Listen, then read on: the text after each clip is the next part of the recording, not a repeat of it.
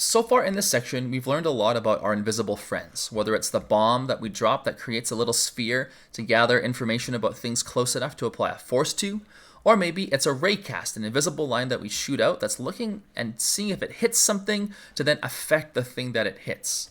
We're going to see one final example of an invisible friend that kind of merges these together to set up some more advanced functionality to come.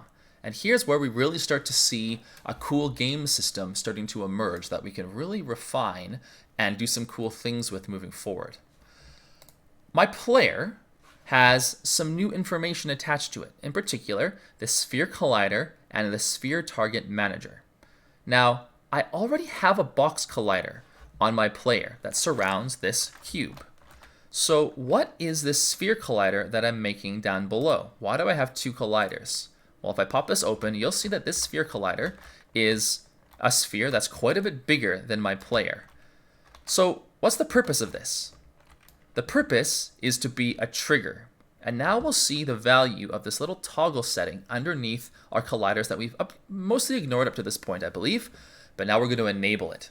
And the purpose of a trigger is to not be an actual collision where we're wanting physics to be processed, but to simply be defining we want some logical response to occur when something else is within the range of this collider. So it's kind of like we don't want this to be physics-based, but we still want some logic to be processed based off of proximity. This is often used for things like a finish line or an endpoint to a level, but it can be used for all sorts of things. And in fact, triggers are at the core of how event management and storytelling and all sorts of different logic is processed in game design.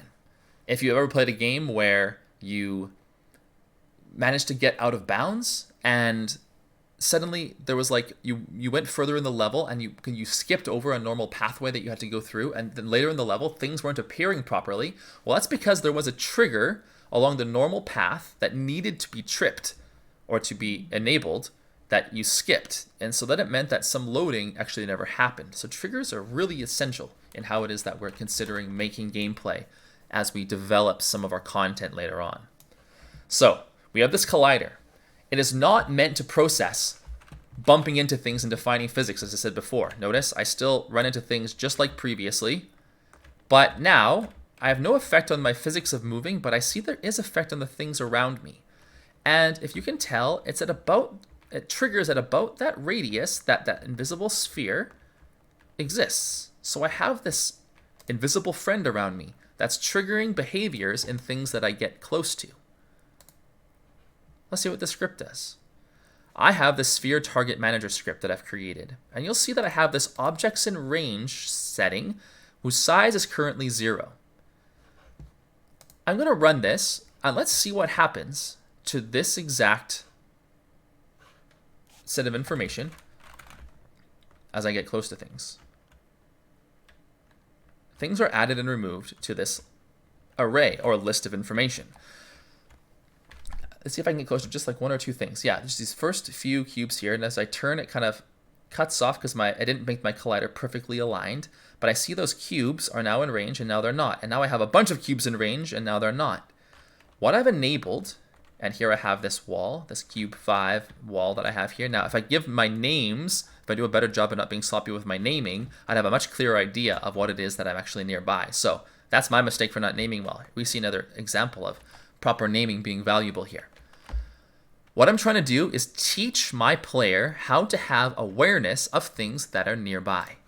Let's see what's going on in this script. I am building a list. Now, if you studied Java with me in the past, you might have learned a little bit about lists, and you might be thinking, if you're quite advanced, Mr. Owl, lists are an interface. We can't actually instantiate lists. We have to instantiate some kind of like array list or linked list or something along those lines. What's going on here? Well, in C# and in game development, we have kind of a different expression of how these lists work. And we don't have to worry about that polymorphism and some of those more advanced concepts in our current context. If what I just said didn't make much sense, ignore it entirely. What a list is, it's an automatically adaptable array where we don't have to set the initial size it automatically adds and removes elements very easily. It's quite a flexible data management tool.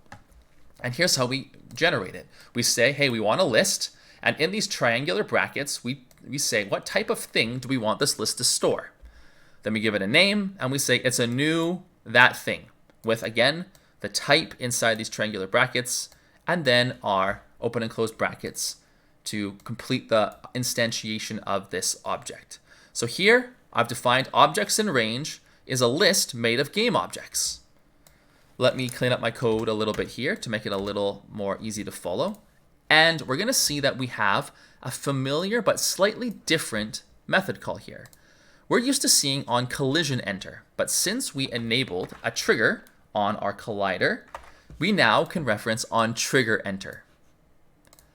It gathers information about the thing that it collided with, or whatever is now within the range of this object's collider. And what I'm going to say is, if this other game object's layer does not equal the layer ground. What I found when I was testing this is that if I didn't have this in here, that when I would run, it would automatically always have the ground stored in the objects in range. And that just felt, I don't need to access the ground in my game, so I'm basically saying, ignore the ground. Ignore the ground.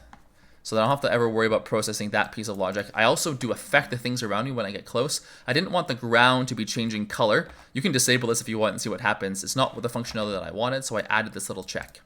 Now, anything else, however, that's not tagged as a layer, so it's actually not a tag here, it's a layer as ground, will be added to my objects in range list.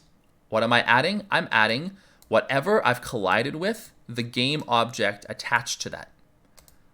And once I've added it to my list, I'm snagging its renderer by getting component of this other object I've collided with, and I am multiplying its color by 3. What this does is changes the intensity of the color so that it is now much brighter, which is why we see when I get close to these objects. And now it's kind of hard to see with the wall, although it is happening. But I see that some of the shadowing gets a little bit removed because its intensity has gone up. And just to make it really clear, once I go over to these wooden walls, I'm making the intensity up so much that it makes a really clear, much lighter kind of tan-ish color. So it's very clear that I'm in range of these objects. And they are also being added to my players list, these shootable walls, 2, 3, and 4. Now I have 1, 2, and this other cube that I was close to. I guess it's the wall up here. So I see that list updating. So I have these objects being added to my list and affected with their renderers once they're in range. However, I also need to be able to remove them from that list when I move away to determine that I've lost proximity. So I have an on-trigger exit. And here I need to be a little bit more clever. I need to actually look for each game object that I'm calling target in my objects in range list. So every time that I leave an object behind or something leaves this trigger range, I'm going to look at my master list of objects. And I'm going to say, if one of those objects, that game object equals the one that I'm exiting. So basically, is the thing I'm leaving behind one of the things that I've memorized in my master list? And if it is, then I need to do a few things. And here I say if it's not ground, again, because I don't actually want to be accidentally processing the ground on an exit if I get bounced in the air or something later, I'm going to grab its renderer. I'm going to divide by 3, so I'm going to reset the intensity back to its initial state.